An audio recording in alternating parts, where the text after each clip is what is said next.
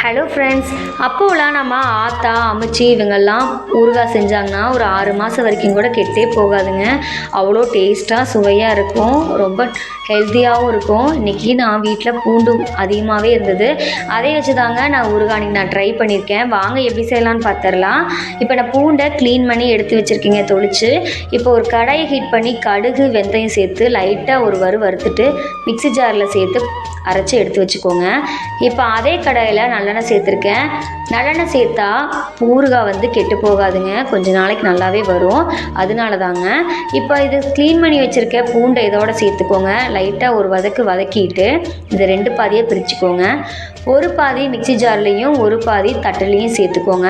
Mixie ஜாரில் சேர்த்துறத கொரகரப்பாக அரைச்சி எடுத்து வச்சுக்கோங்க. இப்போ அதே எண்ணெயில் கடுகு கருவேப்பிலை சேர்த்து பொரிஞ்சதும் இதோட பூண்டை இது கூட சேர்த்து ஒரு லைட்டாக ஒரு வதக்கிடுங்க. இப்போது இதுக்கு தேவையான உப்பு, வரமிளகாத்தூள் சேர்த்துக்கோங்க. கலருக்கு உங்களுக்கு வேணும்னா காஷ்மீர் மிளகாத்தூளும் சேர்த்துக்கலாம். நல்லா வதக்கிட்டு பெருங்காயத்தூளை தாராளமாக இதோட சேர்த்துட்டு நல்லா மிக்ஸ் பண்ணி விடுங்க. சிம்மிலேயே வச்சு நல்லா மிக்ஸ் பண்ணி விடுங்க, அடி பத்தாமல் இருக்கும். மிக்ஸ் பண்ணதுக்கப்புறமா புளிக்கரைசலை இதோட சேர்த்துட்டு நல்லா கொதி வந்ததும் எண்ணெய் பிரிஞ்சு மேலே வருங்க.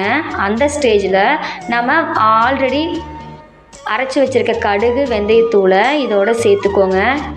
சேர்த்து மிக்ஸ் பண்ணிவிட்டு எண்ணெய் மறுபடியும் பிரிஞ்சு மேலே வருங்க. அப்போ 1 டீஸ்பூன் வெல்லம் இதோட சேர்த்துக்கோங்க. சேர்த்துனதுக்கப்புறமா ஒரு கிளறி விட்டுருங்க.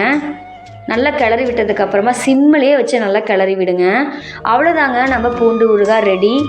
தயிர் சாதம்லாம் வச்சு சாப்பிடும்போது அவ்வளோ டேஸ்ட்டாக இருக்கும். நீங்களும் வீட்டில் ட்ரை பண்ணி பாருங்கள். இந்த வீடியோ பிடிச்சிருந்தால் கமெண்ட் பண்ணுங்கள், சேவ் பண்ணிவிட்டு சப்ஸ்கிரைப் கண்டிப்பாக பண்ணுங்கள். தேங்க்யூ ஃபார் வாட்சிங்.